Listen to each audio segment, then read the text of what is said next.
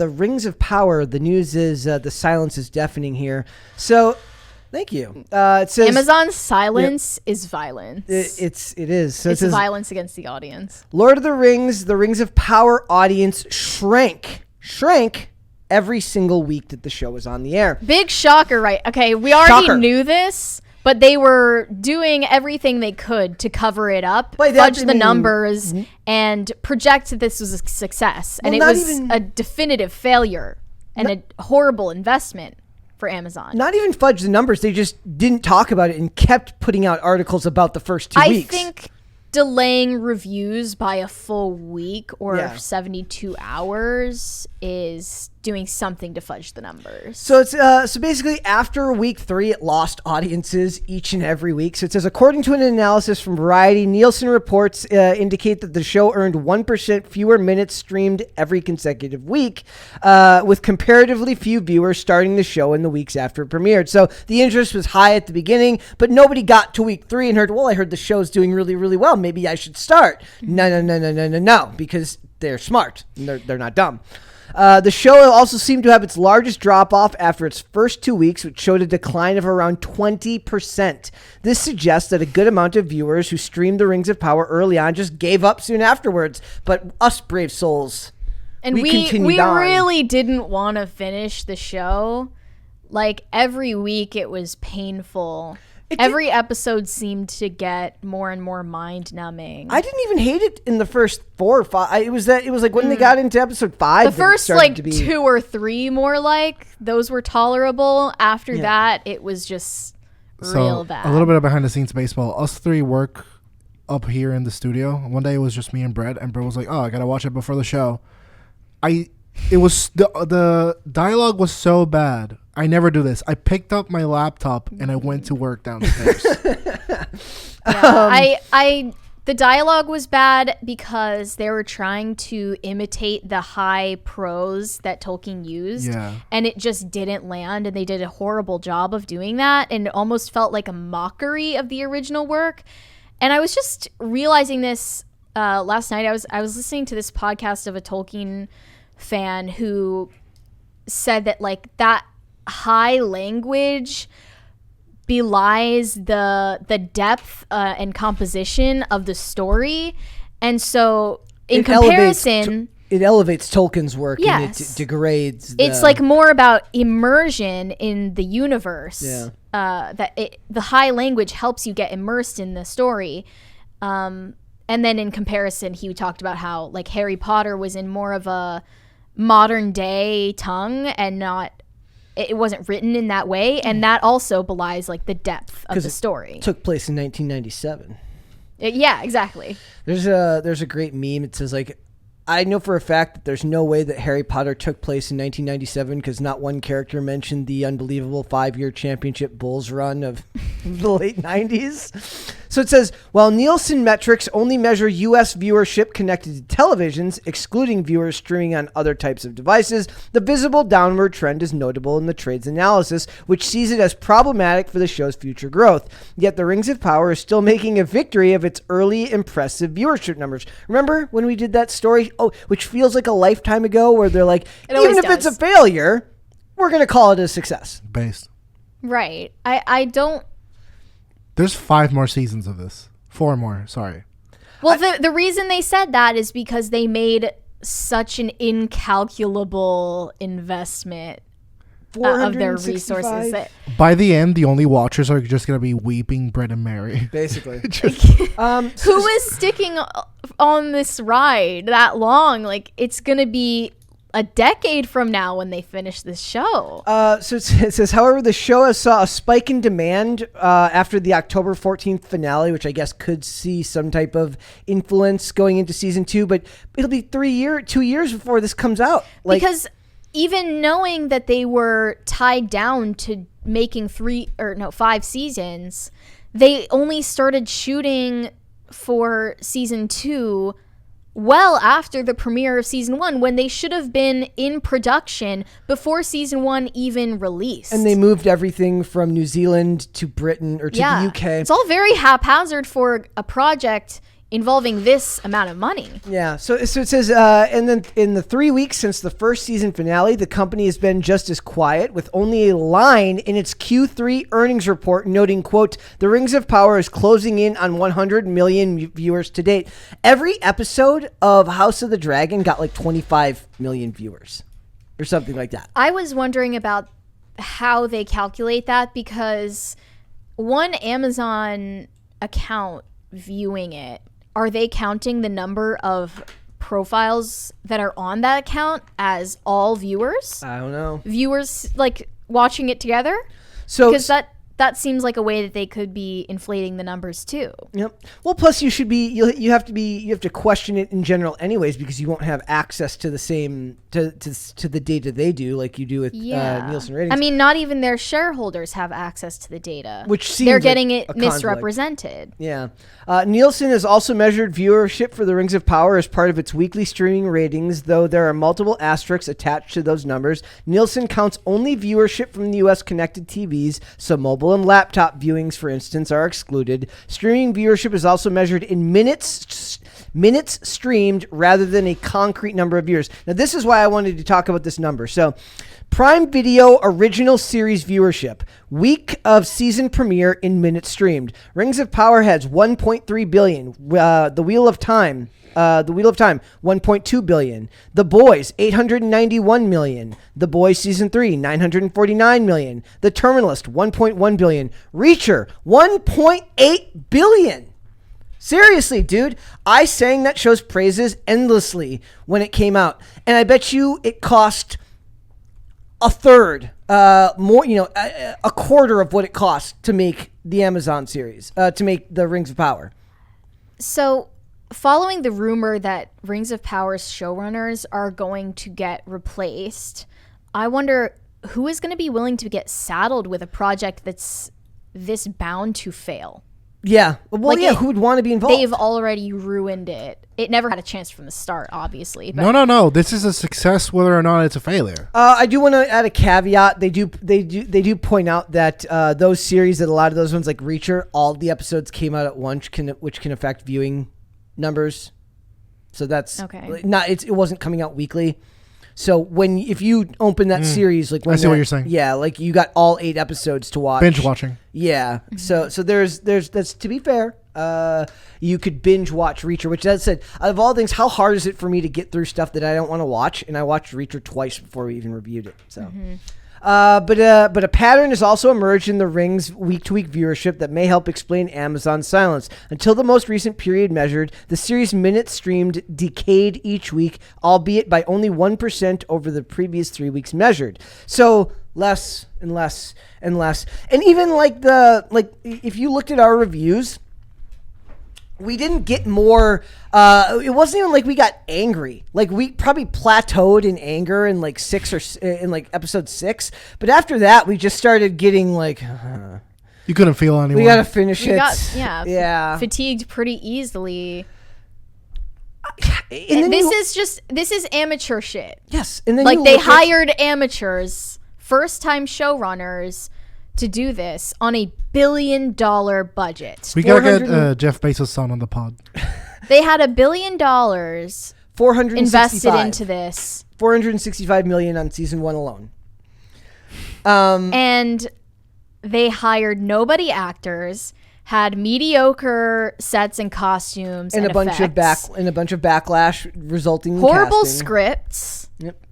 I mean, even the music was middling. Okay, here's the thing, though. There was even some backlash with House of the Dragon with Stephen Toussaint, or whatever that actor's name, where he's like about having a black actor in House of the Dragon in a Game of Thrones series. And there was some backlash there, but not nearly as much. But the show stood on its own 2 legs. It didn't need the backlash to survive. It got better week after week, according to audiences, from what I understand.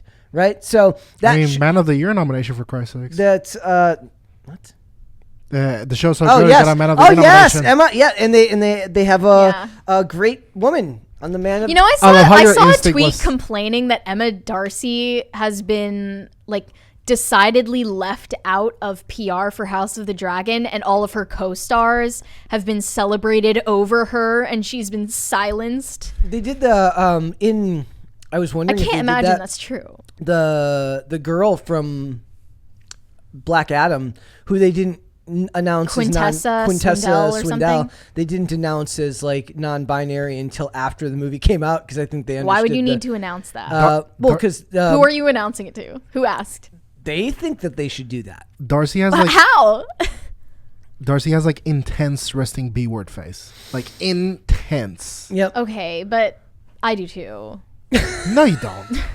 And it's just on paper, a Tolkien series should destroy Game of Thrones at that budget. It should. I don't know. It didn't. You think so? Yes, I do. Well, but it also reminds me of like it's kind of like when people were talking about when the new Star Wars trilogy came out. They're like, it made me appreciate just how not as awful I thought the prequels were. They're like, maybe those prequels weren't as awful as I thought. They were. I want to explore that though. Why? Why do you think it would be better than Game of Thrones? Game of Thrones was the last cultural phenomenon.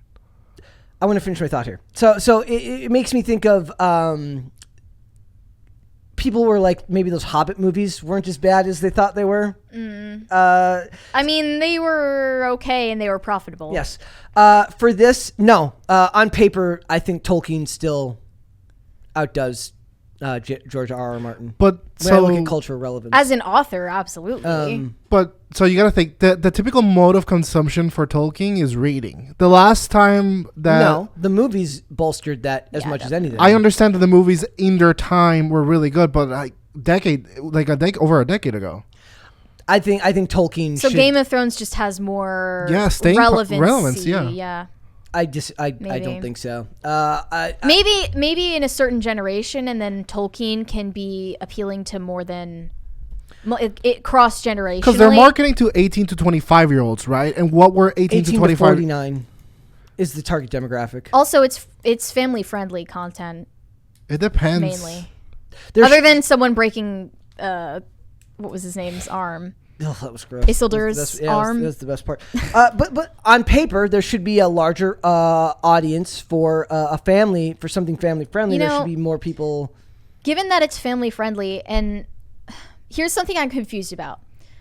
Rings of Power is like the opposite of a fan service product. Like, they did everything they could to disregard the preferences of fans, and they trashed the fans openly, and the marketing was incredibly browbeating. And yet, I have this feeling that they delayed filming for season 2 that late so that they could react to what social media had to say about season 1 and rewrite the script to do damage control and cater to what people were wanting to change about the series. We talked about that before, about how like one thing that network TV has going for it is that when you do a 22 episode season, you have your original 13 and then you have your back 9. So as a show hits its mid-season finale, characters that have proven to be more popular or less popular can be shuffled around and given more or less prominence based on audience response. Yeah, and a streaming show just doesn't have the same flexibility, but they're trying to. That's what I think, is that they delayed filming season 2 that late so that they could rework it in response to the criticisms people had for season 1. The issue with that is that it'll only help if you had competent showrunners. For example, because the last Star Wars trilogy was fan service to the max. And that trilogy, I only saw the first one, but it was a steaming pile of garbage. So you can do it wrong both ways. It's about, oh my God, have a drink. Like understanding the source material. Like it always comes down to that. Take a shot every time that we say source material. I think on this podcast. I think that for this one, for House of the Dragon, I think they had as much to contend with. They had to overcome the bad season 8 of original Game of Thrones. They had to win audience trust back. The way that House of the Dragon had to win back audience trust by by proving that they weren't going to be like that awful final season of Game of Thrones, living in the same universe. The same way that I believe that Rings of Power had to overcome the fact that they had a horrible marketing strategy. I mean, sorry, go ahead. So so that's a good point, but I think there's enough time has elapsed where if you look back at Game of Thrones as a whole, it's a win. Like there's more good than there's bad. Whereas Rings of Power began with everyone being hesitant and being like, dear God, are they going to ruin this? I just don't think that done proper. Let me rephrase it. Done properly, the way it needed to be done, Tolkien beats House of the Dragon, loses to Rings of Power every time. If it had been done properly, in the vein of the of Tolkien's work. They would have to get like Peter Jackson being like, "Hey guys, we're doing it again." Yeah, exactly. Like Peter Jackson was shut out of the best script writing. The best done version of Rings of Power beats out best done version of House of the Dragon, in my opinion, if it had been done properly.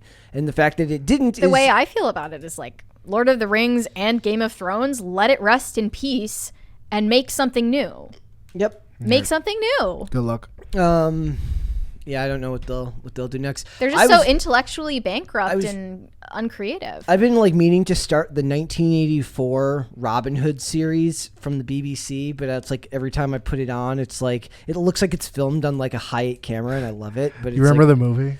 Men in Tights, yeah. Not the horrible one from like 2018. But yeah, so it's everything we knew that was going to happen, guys. By the way, there was a tweet from the Lord of the Rings account from Amazon promoting the first season, saying that you should rewatch it. Let's not say we did. And then there were all of these replies from an account called Farazan's Beard Lice that said, "Wow, we weren't shown on screen one time. Also, this is so wrong." This is my last point against the the Lord of the Rings spinoff. There is a type of media consumer, which I am one of these, and I know my younger sister and all her friends are similar to this.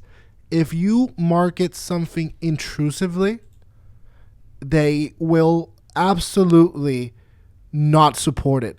And not Game of Thrones, sorry. Thank you. Rings of Power, originally, if you have a smart TV and you were logging in the Amazon app, it was like, this show!